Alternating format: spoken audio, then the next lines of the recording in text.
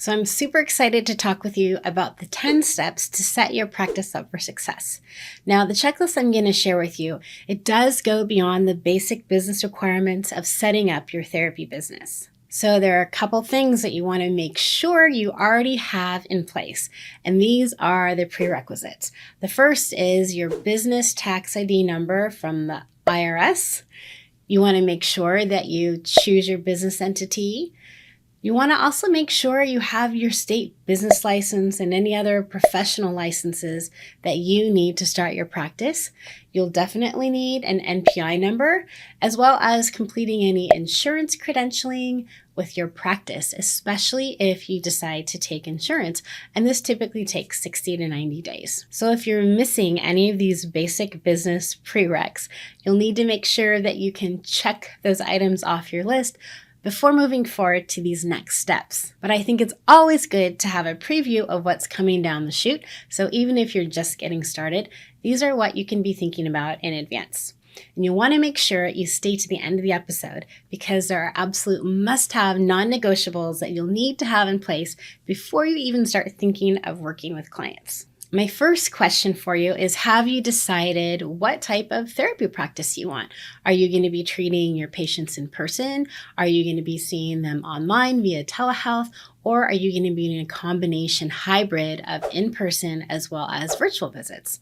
So whatever business type of model that you choose, you will learn that there are 10 steps that are universal pillars for all healthcare providers, whether you are a physician, functional medicine, OT, PT, speech, if you're a mental health provider. There are definitely business basics that all healthcare professionals need to know when they're starting out their practice. In other words, if you are building a business, it's absolutely essential you start with a strong, healthy foundation in 5 key areas. And I call this framework the 5-star framework for private practice success. And what I'm going to cover in the checklist is inspired by this 5-star framework. It's what has taken my business from the trunk of my car, driving around 100 miles a day, to a 7-figure business. And it's also the same foundational framework that I've used to launch both of my businesses, brick and mortar and online. You can think of this 5-star framework as, I like to think of it as 5-star service in terms of if you use the framework, it'll really help you provide the highest quality of excellence and services for your patients. You can also think of it as 5 points to a star. And here are the 5 points to the star framework. The first is profit. The second is practice. What type of practice are you building? The third point is people. The fourth point is processes. And the fifth point is policies. I have a passion for working with sole practitioners to mid-sized practices and really helping healthcare professionals, taking them to the next level of their business. So keep in mind that there are really distinct phases of business development, and I've been through all of them, ranging from making no money and overextending myself to the point of tears, banging my head against the wall, to celebrating major victories and milestones and achieving financial success. Now, the 10 steps in this checklist will help serve you as a general roadmap. But remember, Rome was not built in a day. In other words, it takes time to build great things. So be sure to be patient with yourself, show yourself some grace, and learn from your mistakes and just keep going on. I love to talk about business, entrepreneurship, but I also don't want to get too carried away. So like a well-trained occupational therapist, I'm going to break it down for you in smaller amounts of information. So let's dive into the first few steps of starting a successful practice. But keep in mind, if you've already started, it never hurts to circle back and think about these questions because your business may be evolving and morphing over time. And it would really be beneficial for you to go back, see how far you've come, and to update any initial goals or plans that you first set out to do. Step 1 is to identify your mission and the big vision for your practice. So what is the vision for your business? What do you imagine it could look like after a year? How about 3 years? How about your 5-year anniversary? Do you have a mission statement? why does your company exist and what do you do? So you want to make sure that you have a really clear vision of what you want your company to be. So for example, I'll use my own clinic, Stepping Stones Therapy Network, to illustrate. And here's the reason we exist. We provide pediatric occupational therapy services in person and via telehealth. We also partner with local private schools on the East Side, providing consultation for teachers and therapy services for students on campus. This is our mission. We believe in providing children with the stepping stones to reach new developmental skills, self-confidence, and everyday success. It is our mission to provide compassionate, creative, and collaborative care to the children and the families that we serve. So that's an example of how you could illustrate and talk about your vision and your mission in just a few sentences. You should be able to tell somebody what your company is about within the time span of going on an elevator from one floor to the next. It's called an elevator speech. Step 2 is to create a profit plan for your business. What is your financial goal? In other words, how much money do you want to make? Remember, profit comes first, and you need to be willing to invest money to make money and then reinvest it back into the business. So if you remember, I started my first business out of the trunk of my car with one bag of toys and no office, and I do have a little story to tell. So as a kid, I literally had a piggy bank with 3 different compartments labeled save, spend, and share. Spending was always easy. Saving was tougher, and sharing really depended upon what the money would be going towards. It was a really concrete way to manage money. And this was pretty much the extent of my financial literacy. I do remember that when I was 8 or 9, I really wanted a Cabbage Patch doll. I don't know if you remember those, if you were born in the 80s or 70s, but I did have a financial goal as a kid. And I thought, how am I going to get that money? In other words, what is my profit plan? So as a kid, my profit plan was a combination of working hard, doing extra chores, and saving every penny until I had enough money to buy my bald, beautiful Cabbage Patch Kid. So in other words, having a financial goal and having a profit plan laid out, it really helped me to achieve my goal as a kid. And the same principles apply when it comes to planning out your financial goals and how you're going to get there for your business. And believe me, I can totally relate to bootstrapping a business, building a company from the ground up with nothing but personal savings, hard work, and also some excellent business training. So the most money I've ever spent on anything for myself was hiring a business coach and investing in dozens of business courses and trainings. And I can say it was a worthwhile investment because it really had helped advance my business from a mobile office to having 2 profitable and successful businesses. And it didn't happen overnight, but it was definitely well worth the investment in time and money. So the big lesson learned is to take the money you've made, invest it back into the business, invest in yourself in business training and coaching, and it'll really help you and it'll help prevent making any costly mistakes in the future. By using the 5-star framework, my practice continues to thrive, and I have the peace of mind that I am able to provide for my employees and also my family too. Step 3 is to pick your people. So I don't know about you, but do you have any memories of school of having to pick teams in PE? Well, if you weren't the team captain, it could be rather stressful. But now, as a CEO and owner of your business, you are your team's captain, and it's up to you to pick the best players to help you win big in your company. My question for you is, when it comes to you as the founder and the CEO of your company, who do you want on your team to help you fulfill your company's vision? Will you be the only team member as a sole practitioner, or do you plan to hire employees? For example, it's kind of like whenever I'm watching my daughter's softball teams, I always love to hear their team chant as they huddle together. It's really a great example of that level of shared values and camaraderie and team spirit that makes a winning team come together. In the business world, in my clinical practice, after some amazing hires and some terrible hires, I have learned that hiring both independent contractors and with employees, you can teach technical skills, but it is very difficult, if not impossible, to change a person's predisposition or a negative attitude. So it's really important that when you're picking your team, that your core values are aligned, because core values really impact a person's behavior and the quality of their work. Core values will directly relate back onto performance. So my question for you is, who will be on your team? How do you pick the A players? What are your company's core values? And does everyone on the team have that same positive team spirit and camaraderie? Step number 4 is understand and comply with the policies that impact your practice. So this includes policies and regulations and compliance standards at the federal, state, city, and with payers. So state licensure is a big one, especially interstate licensure if you plan to work with clients who reside in multiple states. You also have to consider privacy policies when it comes to HIPAA, electronic PHI, having a BAA for telehealth, as well as just your general scope of practice.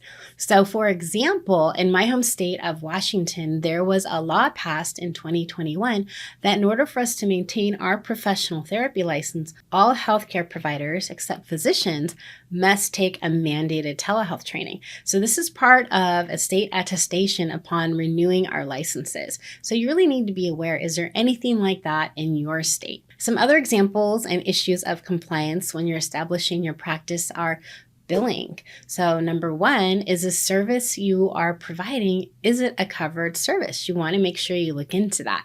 Are there any prior authorization requirements? Do you know the rules for using modifiers and specific codes for telehealth versus in-person sessions? These are all things that my T-School course covers to help people navigate all the different policies that change so rapidly. Now keep in mind that even though it might be easier, you really can't just depend on your billers for coding, because you are the clinician.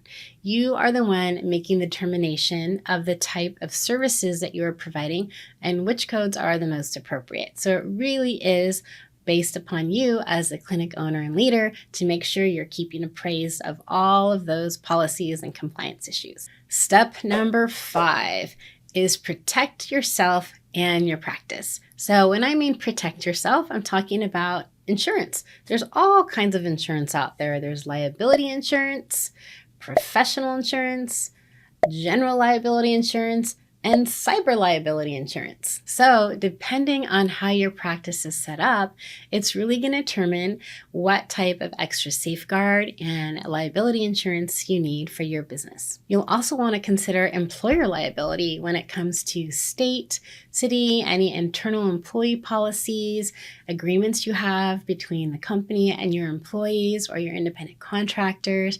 And so creating an employee handbook, the details really do matter. Step number 6 is to provide the appropriate tech setup and the software. This is a huge part in the efficiency of your practice. So even if you're not technical, it's super important that you know what your practice needs to run smoothly and efficiently, as well as practice management. So you want to think about, do you already have an EMR system in place? Do you know which software platforms are HIPAA compliant? There are a lot of cost-friendly platforms out there, and there are 3 different types of EMR systems, really depending upon what your practice needs. So if you're interested, there's also another video that you can check out to help you decide what EMR system is best for your practice. I'll put it in the description. Step number 7 is to create a marketing plan. So first off, are you aware of the proper terminology you should be using to market your services? Do you know the difference between telemedicine versus telehealth? Do you know what professions have adopted telepractice versus teletherapy? Well, if you're not sure, you are in luck, because I did create a video for you on my YouTube channel to really help explain and clarify all the telehealth terminology, because it really is important when it comes to how you market your practice, how you market to current clients, and especially if you're adding a new service such as telemedicine. You want to think about how you attract your new clients, in person, online, or both, and who are your referral sources. I'll give you a little warning that if you are new to marketing, online marketing is a beast, and anyone who tells you that marketing is simple, it is not. But if your initial gut reaction to the word marketing or sales is ew, It's my challenge for you to help you look at marketing in a new light that doesn't feel slimy or pushy, but that really works for your practice in attracting your ideal clients and the patients who will be the best match for your gifts, your talents, and your services. So ultimately, when marketing is done right, it's a win-win for both provider and for patients. Step 8 is to follow a process for onboarding and training your staff. Have you ever started a job where you felt like you were getting thrown into the deep end of the pool? I know I've had several first days where I felt like I was drowning, and I know we've all been there.